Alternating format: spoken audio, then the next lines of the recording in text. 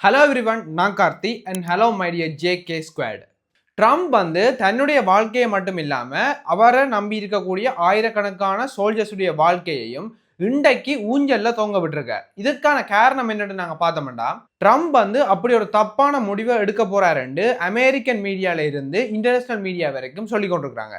அப்படி அந்த முடிவை அவர் எடுப்பாரா இல்லையான்னு இன்னும் எங்களுக்கு தெரியல. ஆனா அப்படி எடுப்பாரா இருந்தா அவரை நம்பி இருக்கக்கூடிய பலாயிரக்கணக்கான யூஎஸ் சோல்ஜர்ஸுடைய வாழ்க்கை கேள்விக்குறியாயிரும்ன்றது மட்டும் உறுதி. இவர் அந்த முடிவை எடுத்தா இந்த பிரச்சனை மட்டும் இல்லாம இந்தியாவை சுத்தி இருக்கக்கூடிய பல கண்ட்ரிஸ், அதாவது Sri Lanka, Bangladesh, Nepal, Indonesia, Singapore, China இப்படியான எல்லா நாடுகளுமே இந்த ஈரான்கிட்ட இருந்தான் தங்களுக்கு தேவையான பாரிய அளவான ஒயில் இறக்குமதியை செஞ்சு கொண்டிருக்கிறாங்க. இப்ப மட்டும் ட்ரம்ப் அந்த முடிவை எடுப்பாராயிருந்தா ஈரான்ல கணக்க அமெரிக்கன் சோல்ஜர்ஸ் சாகுறதோட மட்டும் இல்லாம இப்ப எங்களுக்கு தெரியும், நாங்க ஒவ்வொரு நாளும் பாவிக்கக்கூடிய எல்லா பொருட்களுமே கொஞ்சம் விலை கூடிட்டு ஏற்கனவே. ஆனா இந்த முடிவை ட்ரம்ப் எடுத்தாருன்னா எங்களுக்கு யோசிச்சு பார்க்க முடியாத அளவுக்கு இந்த பொருட்களோட விலை அதிகரிக்கும்ன்றது இன்டர்நேஷனல் ரீதியா எல்லாருமே சொல்லக்கூடிய ஒரு விஷயமா இருக்குது. நீங்க யோசிக்கலாம், அப்படி தொடக்கத்தில இருந்தே ஒரு முடிவு எடுக்க போறார், அதனால ஈரான்ல இருக்க அமெரிக்கன் சோல்ஜர்ஸுடைய உயிருக்கு ஆபத்து, இங்க எங்களுக்கு எங்களோட சுத்தி இருக்கிற நாடுகளுக்கு பொருளாதாரத்துல மிகப்பெரிய பின்னடைவு ஏற்பட போறலாம் சொல்றான். அந்த முடிவு தான் என்ன, அதை எடுப்பாரா இல்லையா? இப்பதான் நேற்று வீடியோ சொன்னேன், 5 நாளைக்கு அவர் சமாதானமா போறதுக்கு ஒரு முடிவு எடுத்திருக்கார் அப்படின்ட்டு. திடீரென்று இப்படி ஒரு முடிவு, இதுகளை பற்றி இந்த வீடியோவில் நாங்கள் ஃபுல்லாக பார்க்க போகிறோம். ஸோ இந்த வீடியோ ஸ்கிப் பண்ணா ஃபுல்லாக பாருங்க. அப்பதான் ட்ரம்ப் என்ன முடிவு எடுக்கிறார், அந்த முடிவு எடுத்தா என்னென்ன பிரச்சனைகள் வரும்ன்றதை பற்றி இந்த வீடியோ நாங்கள் ஃபுல்லாக பார்க்க போகிறோம். இன்னும் நீங்கள் இந்த யூடியூப் சேனலை சப்ஸ்கிரைப் பண்ண பார்த்துக்கொண்டிருந்தீங்கன்னா சப்ஸ்கிரைப் பட்டனை கிளிக் பண்ணுங்க. அப்பதான் நான் போடுற ஒவ்வொரு வீடியோவும் உங்களால் பார்க்க முடியும். ட்ரம்ப் என்ன சொல்ல வராருன்னா, ஸ்ட்ரைட் ஆஃப் ஹார்மோஸ் அந்த சின்ன இடத்துக்கால தான் உலகத்தில் 20% எனர்ஜி ஃப்ளோ ஆகி கொண்டிருக்குது. அதுவும் குறிப்பா எங்களோட நாடு மாதிரியான நாடுகளுக்கு, அதாவது இந்தியா, இலங்கை, பங்களாதேஷ், மலேசியா, சிங்கப்பூர் இப்படியான நாடுகளுக்கு முக்கியமா, அதாவது பெருமளவிலான எண்ணெய் இந்த ஸ்ட்ரைட் ஆஃப் ஹார்மஸூடாக தான் கொண்டிருக்குது. இந்த இடத்தை இப்ப ஈரான் கண்ட்ரோல் பண்ண ஆரம்பிச்சுக்கிறாங்க. அதோட சேர்த்து நிறைய நாடுகளோட கப்பலை இதால அலோவ் பண்ண வச்சுக்கிறாங்க.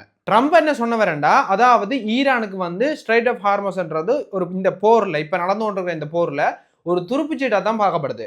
இப்படி இந்த போர்ல ஈரானுக்கு ஒரு துருப்புச்சீட்டா இருக்கிற அந்த ஸ்ட்ரைட் ஆஃப் ஹார்மஸை தங்களுக்கு தரப்போறதாகும், அதாவது எல்லா நாடுகளுக்கும் அலோவ் பண்ண போறதாக ட்ரம்ப் நேற்று தன்னுடைய மெசேஜில் குறிப்பிட்டிருந்தார். அதுக்கப்புறம் என்ன சொல்றாருண்டா, ஈரானும் எங்களுக்கு இடையில பேச்சுவார்த்தை வைக்கொண்டிருக்கு, இந்த போரை சுமூகமான முறையில் நாங்கள் நிப்பாட்ட போறோம்னு சொல்லியிருந்தார். ஆனா இதை நான் நேற்று வீடியோல சொல்லியிருப்பேன், ட்ரம்ப் சொன்ன இந்த ஸ்டேட்மெண்ட் ஈரான் ஒபிஷியல் கவர்மெண்ட் மறத்திருந்தாங்க. இப்படி அமெரிக்காவும் ஈரானும் பேச்சுவார்த்தை நடத்தி இந்த போரை சுமூகமான முறையில தீர்க்கிறதுக்கு நடுவில் 2 கட்ட பஞ்சாயத்தை நடத்தி கொண்டு எந்தெந்த கண்ட்ரிஸ் பாத்தீங்கன்னா 2 முக்கியமான கண்ட்ரிஸ், ஒன்று பாகிஸ்தான், இன்னொன்று துருக்கி. இப்படி இந்த 2 நாட்டுக்கும் இடையில இந்த மீடியேட்டரை தொழில்படுற இந்த 2 கண்ட்ரிஸ்டையும் ஈரான் என்ன சொன்னவங்கன்னு சொல்லப்படுதுண்டா, நான் சொல்லப்படுதுன்னு சொல்றது ஏனண்டா இது எல்லாமே ஒரு ப்ரூஃபோட கதைக்கிறேன். ஏனெண்டா அல் ஜசீரா, பிபிசிலே சொல்லப்பட்டதுன்னா சொல்றாங்க. ஸோ அப்படித்தான் நான் இதை சொல்றேன். ஸோ ஈரான் பாகிஸ்தான்டையும் துருக்கிட்டையும் நீங்க இந்த போரை நிறுத்தணும்னு சொல்றதெல்லாம் எங்களுக்கு விளங்குது. இந்த போரால உங்களுக்கு வர வேண்டிய பெட்ரோல், டீசல் இந்த விலைகள் அதிகரிக்குது, அதற்கான தட்டுப்பாடு ஏற்படுது, இதனால எல்லா நாட்டிலையுமே பொருளாதாரம் வீழ்ச்சி அடையுது, இது எல்லாமே எங்களுக்கு விளங்குது. ஆனா அமெரிக்கா 2 முறை எங்களை கூப்பிட்டு எங்களை முதுகுல குத்திருக்கிறாங்க. முதல் தடவை நாங்க பேச்சுவார்த்தையை நடத்தி கொண்டிருக்கதான் எங்களோட நியூக்ளியர் ஃபெசிலிட்டிஸை அமெரிக்கா தங்களோட விமானத்தை உள்ள கொண்டு அடிச்சிருந்தாங்க.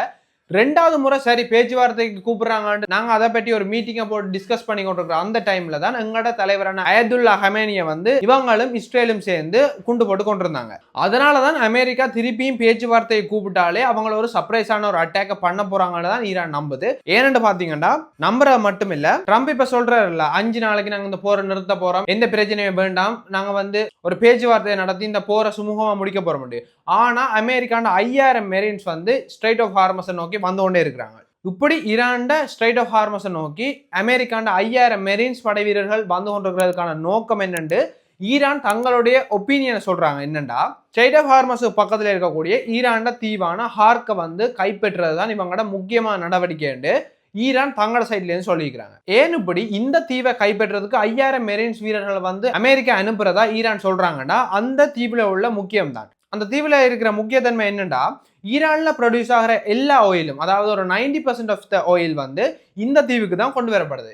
இந்த தீவுல ஸ்டோர் பண்ணப்பட்டு அங்கதான் கப்பல் எல்லாமே அதை லோட் பண்ணிக்கொண்டு உலகம் ஃபுல்லாக போய் கொடுக்குறாங்க. ஏன் அப்படி அங்க ஈரான்லேயே தங்களோட நிலத்திலேயே வச்சு கொடுக்கலாம்னு நீங்க கேட்டீங்கன்னா, இந்த பகுதியில வந்து என்ன நடக்குதுன்னா ஒரு மேடான இடங்கள் இருக்குது. அதாவது பெரிய கப்பல்கள் வந்து இந்த ஒயில வந்து அவங்க நிலத்துல வச்சு ஏத்தலாது. அப்ப இந்த தீவு வந்து கொஞ்சம் ஆழமான பகுதியில வந்து இருக்குது. அதுக்கு பக்கத்துல வந்து கப்பல் வரக்கூடிய மாதிரி இவங்க செஞ்சுக்கிறாங்க. இதனாலதான் இந்த தீவுல இருந்து தான் எல்லா இதுக்கும் போறதால இந்த தீவை வந்து அமெரிக்கா கைப்பற்றினா ஈரான் இந்த ஆயில் சப்ளை முக்காவாசி செயினை வந்து உடைச்சதாகவும் இருக்கு. இப்படி இந்த கார்கன்ற தீவை அமெரிக்கா தங்களுடைய மெரின் ஃபோர்ஸையும் இஸ்ரேல் வான்படையும் வச்சுக்கொண்டு இதை கைப்பற்றுவாங்க என்றதுதான் ஈரானுடைய கணிப்பா இருக்குது. ஏன் அமெரிக்காவால வந்து ஈரான் மற்ற நிலப்பகுதிகளை வந்து கட்டுப்படுத்த இல்லாம இருக்கண்டா, ஈரான் வந்து டாப் 20 கண்ட்ரிஸுக்கு இருக்கு. அதாவது சைஸின் அடிப்படையில் அவ்வளவு பெரிய கண்ட்ரியை வந்து அமெரிக்காவால என்றைக்குமே பிடிக்க முடியாது. ஏன்னா அது அமைப்பு அப்படி. மிடில் ஈஸ்ட்ல உள்ள சில நாடுகளோட அமைப்பால தான் வந்து மேற்கத்திய நாடுகள் வந்து அதை பிடிக்கலாம இருக்கிறதுக்கான முக்கிய காரணமா இருக்குது. ஆனா இந்த ஐலாண்டை அமெரிக்கா கண்ட்ரோல் பண்ணிட்டாங்கண்டா அமெரிக்கன் கவர்மெண்ட் என்ன சொல்லுதோ அதைத்தான் ஈரான் கவர்மெண்ட் கேட்கணும். ஏனண்டா இப்ப நாங்க சும்மா சொல்ல போறோம். ஏனண்டா ஒரு வீட்டுல எத்தனையோ லைட்ஸ் இருக்கலாம், ஒரு எத்தனையோ சுவிட்ச் இருக்கலாம். ஆனா அங்க ஒரு மெயின் சுவிட்ச் ஒன்று இருக்கும். அந்த மெயின் சுவிட்சை நாங்க ஆஃப் பண்ணிட்டோம்டா மிச்ச சுவிட்சில் வந்து போட்டாலும் சரி அந்த சுவிட்ச் என்ன சொல்லுதோ அதை தான் இதுகள் கேட்கும். அப்படித்தான் இந்த கார்க் ஐலாண்ட் வந்து ஈரானுக்கு இருக்குது. இந்த பிரச்சனையால தான் அமெரிக்கா வந்து தங்களை பேச்சுவார்த்தையை கூப்பிட்டாலும் அவங்க வந்து அதை நம்பாம இருக்கிறதுக்கான முக்கிய காரணமா பார்க்கப்படுது. இது எல்லாத்தையும் மீறி அமெரிக்கா உண்மையிலேயே ஒரு பேச்சுவார்த்தைக்கு தங்களை கூப்பிடுமா இருந்தா எங்களுக்கு வந்து இருக்கிறது 3 கண்டிஷன் ஈரான் சொல்லிக்கிறாங்க. 3 கண்டிஷன்ல முதலாவது கண்டிஷன் என்னன்னு பாத்தீங்கன்னா, ஈரான்ல இந்த அமெரிக்கா இஸ்ரேல் ஈரான் போரால கிட்டத்தட்ட பொதுமக்கள் வாழக்கூடிய 10,000 வீடுகள் வந்து அழிக்கப்பட்டிருக்கு. ஏகப்பட்ட அவங்களுடைய ஆயில் ஃபேக்டரிஸ் வந்து முழுமையா டிஸ்ட்ராய் பண்ணப்பட்டிருக்கு. இப்படி அந்த நாட்டினுடைய வளங்களான பெட்ரோல், டீசல், இந்த எண்ணெய் இதுகள் எல்லாத்தையுமே வந்து இந்த ஒரு 27 நாள் நடக்கக்கூடிய போர்ல அமெரிக்கா வந்து கம்ப்ளீட்டாவே டிஸ்ட்ராய் பண்ணி கொண்டிருக்காங்க. இப்படி இந்த போரால அழிக்கப்பட்ட எங்கட சொத்துக்கள் மற்றும் எங்கட வளங்களுக்கு நீ ஈடு கொடுக்கணும். அதாவது இதுக்கு எல்லாத்துக்கும் வந்து எங்களுக்கு பணம் தரணும். முதலாவது கண்டிஷனை ஈரான் அமெரிக்காட்ட வைக்கிறாங்க. ஈரான் சொல்லக்கூடிய 2வது கண்டிஷன் என்னன்னு பாத்தீங்கன்னா, ஸ்ட்ரைட் ஆஃப் ஹார்மோஸ், அதாவது ஈரானுடைய மிக முக்கியமான துருப்புச்சீட்டா இருக்கிற அந்த ஸ்ட்ரைட் ஆஃப் ஹார்மோஸ் எப்பயுமே ஈரானுடைய கட்டுப்பாடுலாம் இருக்கும். அது எத்தனை ஆயிரம் வருடங்கள் ஆனாலும் சரி அது வந்து அமெரிக்கான கட்டுப்பாட்டுக்குள்ள போக நாங்களும் விட மாட்டோம். அமெரிக்காவும் அதை வந்து எடுக்கக்கூடாது. அதுக்குரிய ஒரு வாக்குறுதியை வந்து அமெரிக்காங்களுக்கு தரணும். 2வது கண்டிஷனை ஈரான் அமெரிக்காட்ட வைக்கிறாங்க. 3வது கண்டிஷன் தான் மிக முக்கியமான கண்டிஷன் ஈரான் அமெரிக்காட்ட வைக்கிறது. அதாவது மிடில் ஈஸ்ட்ல இருக்கிற, அதாவது எல்லா நாட்டிலையுமே இருக்கிற அமெரிக்கன் பேஸ் எல்லாத்தையுமே வந்து கிளியர் பண்ணிட்டு அவங்களோட நாட்டுக்கு ஓடிடணும். இது வந்து மிக முக்கியமான கண்டிஷனா பார்க்கப்படுது. ஏன்னா அமெரிக்கா மிடில் ஈஸ்ட்ல கண்ட்ரோல் பண்றதுக்கு கொஞ்சம் கொஞ்சமா எல்லா நாடுகளுக்கு இடையிலையும் ஊடுருவி ஒவ்வொரு பேஸ்களை வந்து வச்சுக்கிறாங்க. இப்படி ஒரு போரை நிறுத்துறதுக்காக வேண்டி இப்படி எல்லா பேஸையுமே வந்து கிளியர் பண்ணுவோம். ஈரான் வைக்கிற இந்த 3வது கண்டிஷன் வந்து எப்படி போவோம் எங்களுக்கு தெரியல. ஆனா ஈரான் அந்த கண்டிஷனை தான் அமெரிக்காட்ட வச்சுக்கிறாங்க. ஈரான் வைக்கக்கூடிய இந்த 3 கண்டிஷன் வந்து இப்ப இருக்கக்கூடிய ஈரானுடைய கோல்ஸ் கிடையாது. இது வந்து ஈரானுடைய பல வருஷ கனவா தான் இருந்திருக்கு. அந்த கனவை உண்மையாக்குற ஒரு வாய்ப்பு கிடைச்சா அதை எடுத்துக்கொண்டு ஈரான் இந்த 3 கண்டிஷனை அமெரிக்காட்ட வைக்கிறாங்க. இப்படி ட்ரம்ப் சொன்ன பேச்சுவார்த்தைக்கு வாரதுக்கு ஈரான் தங்களுடைய 3 கண்டிஷனை வந்து வச்சிருக்காங்க. அதே டைம் இந்த பேச்சுவார்த்தை என்ற ஒரு மாய பிம்பத்தை உருவாக்கிட்டு ட்ரம்ப் தன்னுடைய மெரின் ஃபோர்ஸை ஸ்ட்ரைட் ஆஃப் ஹார்மஸை நோக்கி அனுப்பி கொண்டிருக்காரு. இப்படி ஸ்ட்ரைட் ஆஃப் ஹார்மஸை நோக்கி வர இந்த மெரின் ஃபோர்ஸுக்கு IRGC ஹெட் என்ன சொல்றாருன்னா, நான் வந்து உங்களுக்காக ஒரு மிகப்பெரிய ட்ராப்பை வந்து வச்சுக்கிறேன், நீங்க இன்னும் கிட்ட வாங்க, இன்னும் கிட்ட வந்து அதுல நீங்க காலை வையுங்க, அதுக்கு பிறகு எங்களுக்கு தெரியும் என்ன செய்யணும் இந்த மெரின் ஃபோர்ஸ்.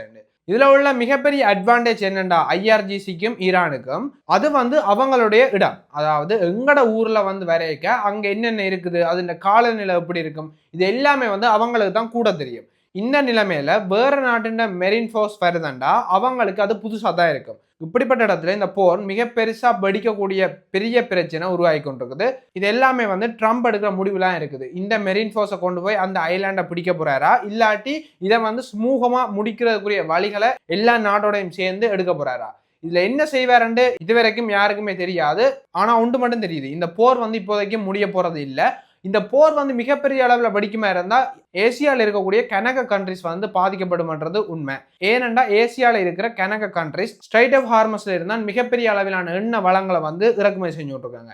இப்படி இந்த போர் பெருசாகுமா இல்லையான்றதை பற்றி ஒவ்வொரு நாளும் நாங்கள் வீடியோஸ் அவங்களுக்கு போட்டு கொண்டிருக்கோம். ஸோ இன்னும் நீங்கள் இந்த யூடியூப் சேனல் சப்ஸ்கிரைப் பண்ணாடி சப்ஸ்கிரைப் பட்டனை கிளிக் பண்ணுங்க. அப்போ தான் நான் போடுற ஒவ்வொரு வீடியோஸையும் வந்து உங்களால் பார்க்க முடியும். நீங்களும் சப்ஸ்கிரைப் பண்ணி JK Squadல ஜாயின் பண்ணிக்கொள்ளுங்க. அடுத்த வீடியோவில் பார்ப்போம். பாய்.